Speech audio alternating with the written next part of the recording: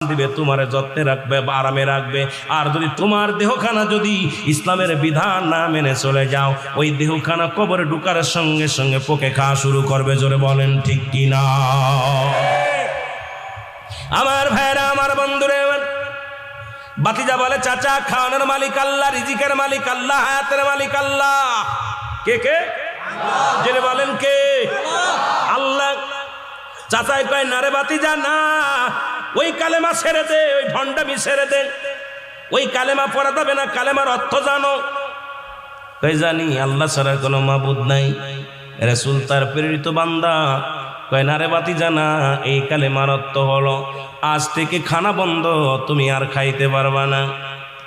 চাচা বাতিজা কয়, বাতিজা আলহামদুলিল্লাহ, যদি কালেমার অর্থ খানা বন্ধ হয়, আমি গোলাম আজ থেকে খানা খাবো না, আমি গোলাম আমার জীবনে একটা খানা খাবো না।